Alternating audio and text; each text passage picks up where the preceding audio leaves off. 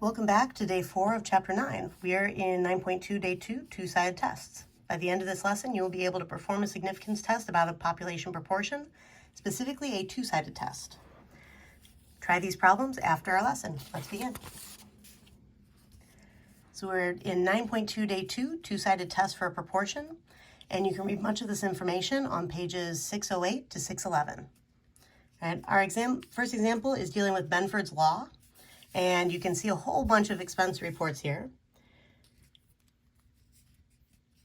And when the accounting firm AJL and Associates audits a company's financial records for fraud, they often use a test based on Benford's Law. Benford's Law states that when there is no fraud, about 30.1% of the numbers in financial records begin with the digit 1. If the proportion of first digits that are 1 is significantly different from 0.301, that would be that 30.1% as a proportion, in a random sample of records, AJL and Associates will do a much more thorough investigation of the company. All right, so this picture shows a sample stock table to illustrate Benford's Law, and 19 out of 48 prices start with 1, and only 2 out of 48 start with 9. All right, so if you take a look at the prices at close and you count up the number of them that start with the number 1 versus the number of them that start with the number 9, you can actually see what's going on with this. All right, now for letter A, suppose that a random sample of 300 expenses from a company's financial records results in only 68 expenses that begin with the first digit 1. Should AJL and Associates do a more thorough investigation of this company? Well, if we find evidence that's significantly different, then yes. So we're going to state we want to test for the null hypothesis that the true proportion is equal to 0.301. The alternative hypothesis is going to be that they are different from that value, which means not equal to, so that the true proportion is not equal to 0.301. Now this is where P equals the true proportion of first digits that are 1 from the company's financial records. And we're going to do this at the alpha equals 0.05 significance level. We generally use that level if no other level is stated. All right, that's kind of our default level. All right, so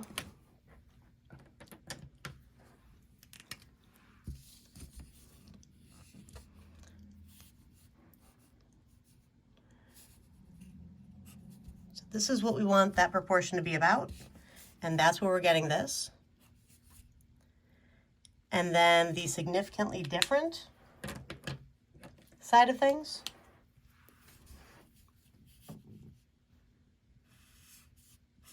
is where we're getting different from that. Now we're still going to do a one sample z-test for P, but this time it's going to be two-sided. Now a random sample of 300 expenses were taken. Because we are randomly selecting from a finite population without replacement, we need to check our 10% condition, and it is reasonable to assume that 300 is less than 10% of all the expenses.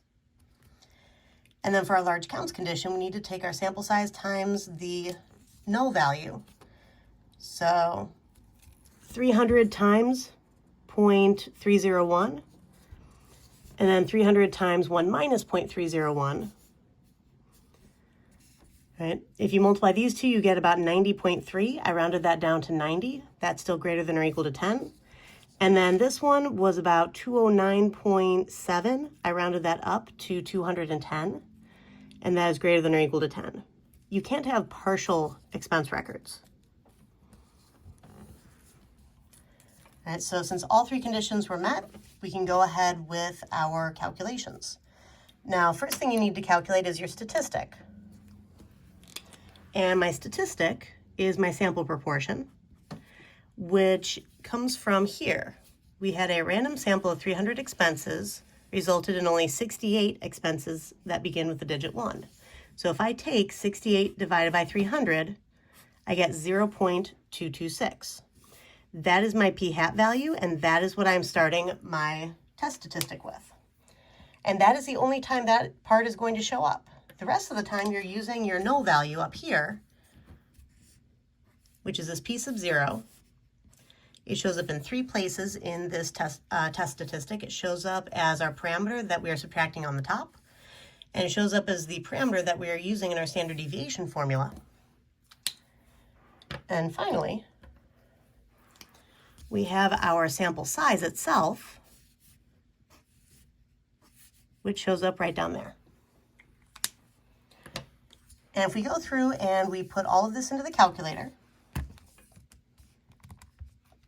so alpha y equals, to set up a fraction, 0.226 minus 0.301. Set up our square root sign and a fraction within it. 0.301 times 1 minus 0.301 over 300. Hit enter. And that's how I'm getting negative 2.83. Now I could make this negative 2.832. That would work as well. When you're using the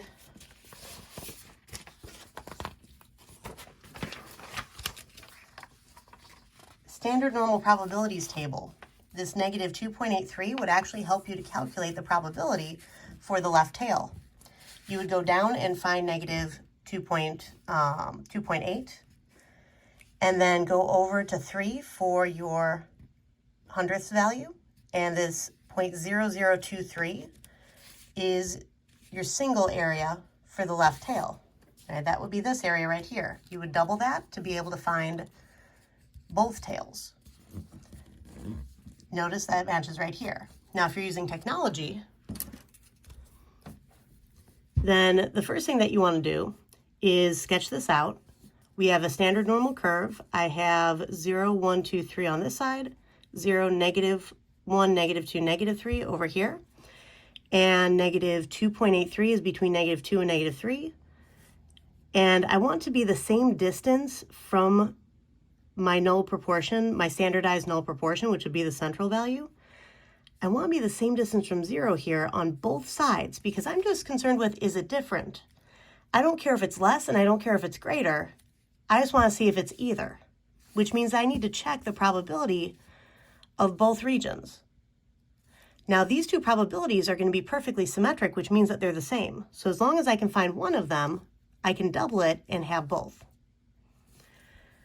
Right, so that's why my p-value is going to be 2 times the probability that z is less than negative 2.83. I could also find the probability of z less than negative 2.83 plus the probability of z greater than positive 2.83. You could do it that way as well. This is just a little bit faster. Multiplication is usually faster than addition. Right, so for this part right here, the probability of z less than negative 2.83, I would use normal CDF, lower bound, negative infinity, because I'm going off to negative infinity. Upper bound, my right bound, negative 2.83. Mean 0, standard deviation 1, because I've standardized this with my z-score.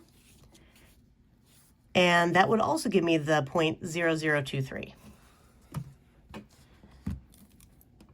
If I do second vars, normal CDF,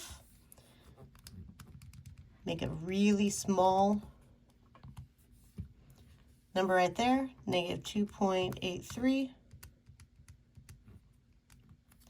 And I have about 0.0023. Right? And if I double that, I'm going to get 0.0046. So it doesn't matter whether you use the table of standard normal probabilities, negative 2.3, or negative 2.8, and then 3, gives you 0.0023, or use the calculator. It'll give you a slightly more precise value, but you'll still get the same thing in the end. You could also go through, and if I go to stat and over to tests, one prop z-test, meaning a one sample z-test for a proportion, I can put in 0.301, make this 68, and then 300, not equal to, meaning I want both sides. Calculate, and it gives me my z-score, and whoops, it's looking odd.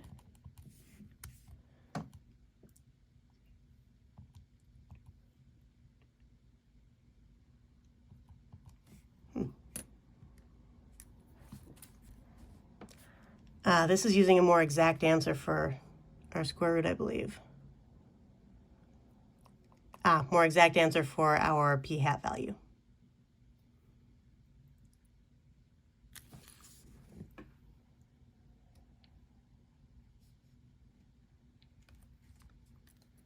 But we still get something pretty close.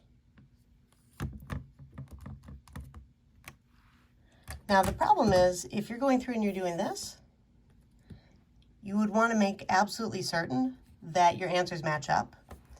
And using the calculator can be very risky, because as you saw, it gave me a slightly different answer because I was rounding differently. Let me try that 68 divided by 300 again.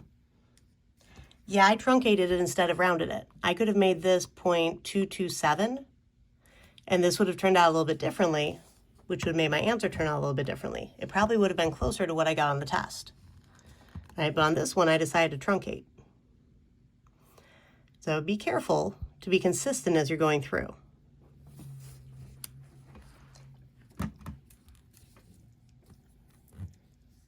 And as long as you're consistent, they won't care. All right, so let's see, 0.0046, that's pretty darn small.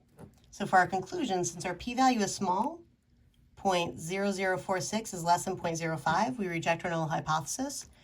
We have convincing evidence that the true proportion of first digits that are 1 from the company's financial records are different from 0.301. So should they investigate? Yes, because they have convincing evidence of the condition that causes them to investigate. Now, a 95% confidence interval for the true proportion of expenses that begin with the digit 1 for this company in this example is 0.180 and up to 0.274. Now, does the interval provide convincing evidence that the company should be investigated for fraud? Also, yes. Since our null value, the 0.301, is not included in the interval of plausible values, we have convincing evidence that the company should be investigated for fraud because we have convincing evidence that the true proportion of first digits that are 1 from the company's financial records is different from 0.301. So yes, they should be investigated for fraud. And a couple of little follow-up things. Can you use confidence intervals to decide between two hypotheses? What is an advantage to using confidence intervals for this purpose? And why don't we always use confidence intervals? So can we use them to decide between two hypotheses? Yes, and confidence intervals give more information. The tricky part, though, is that confidence intervals only match to two-sided tests because our significance level talks about the outer tails in a two-sided test. While in a confidence interval, the confidence level is the central area. If you have a one-sided test, all of the tail areas to one side or the other, it's not split equally like we do with our confidence intervals. Right? So the two-sided test is the one that the intervals actually represent, match up with the best. And the standard errors are going to be slightly different between a confidence interval versus a test, because in one of them, we're assuming that the null value is true. In the other, we don't have anything to assume, so we use our sample proportions. So that's kind of the tricky part. If we're asked about convincing evidence, we generally do a test. Now, can you use your calculator for the do step? Only to double check the calculations. You can get partial credit with only Z and P from the calculator, but you won't get full credit. Now, go ahead and do that if you don't remember how to calculate Z and P, because it's better to have a p-value to make a conclusion with than not. So if you get stuck, use the calculator, by all means. But if you're able to go through and actually do all the calculations, I highly recommend that you do that. That's how you'll get full credit. All right, go ahead and try these problems, and I'll see you in class.